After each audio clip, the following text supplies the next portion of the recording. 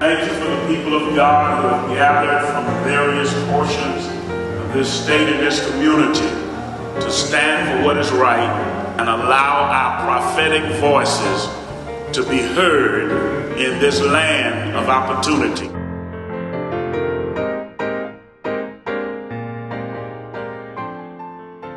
PICO is built on one-on-ones, on heart speaking to heart, of saying, God has laid upon me a burden.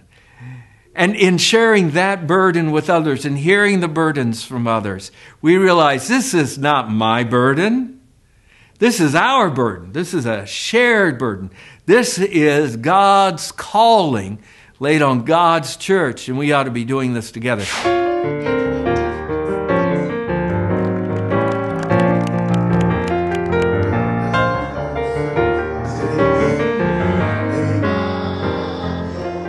Step on forward and take that first step.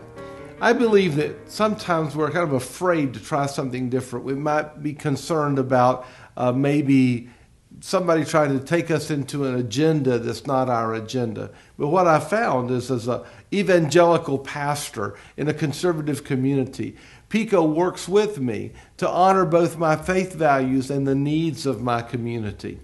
Throughout the state, and certainly in the Gainesville area, we are currently dealing with issues from voter suppression, immigration rights, foreclosure is a huge issue throughout the state, voter empowerment, getting folks registered to vote.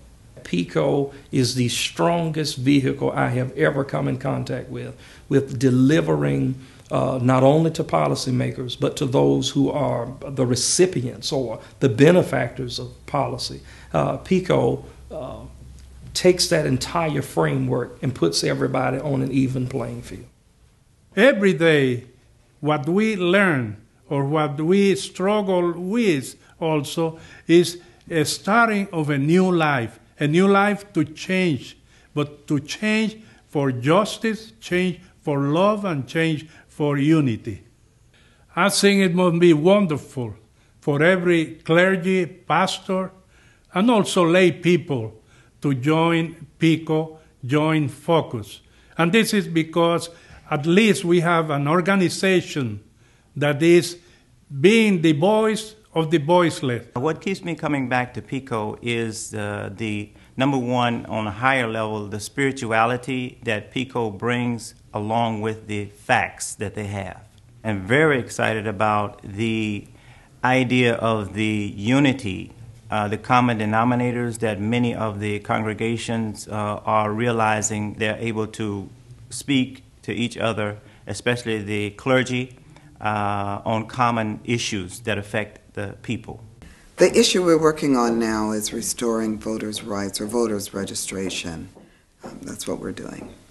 It's so important now because of the changes in Florida laws. There are tons of people who don't even know that their vote may not be eligible. I think PICO is an excellent way to stir people to take what is rightfully theirs. We call ourselves a country that is a democracy, but very often we give up our freedom, our power to those who are in power, but we have to remember that we elected them. And PICO is a great reminder that we can speak truth to power. This PICO clergy community movement excites me because they have done careful research, they have kept it spiritually grounded, and they're working hard at it. And I'm just excited to be a part of something that I know is going to win. They're going to win, not just because it's right, but because they're also doing all the right stuff. PICO is involved in creating a kind of future that's going to be good, not just for the children of your parish, but for your own children and grandchildren. And you cannot afford not to be involved in helping to shape that kind of future.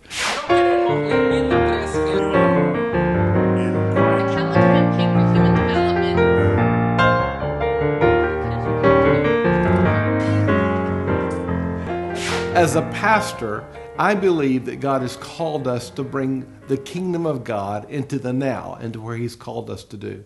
I believe it's imperative that we as pastors not only serve inside the walls of our congregation, but we help our congregation to reach into the community and touch the real needs of our community.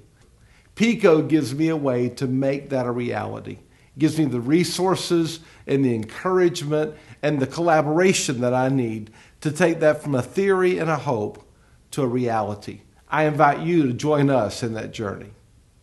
This little light of mine, I'm gonna let it shine. Oh, this little light of mine, I'm gonna let it shine. This little light of mine, I'm gonna let it shine. Let it shine, let it shine, let it shine.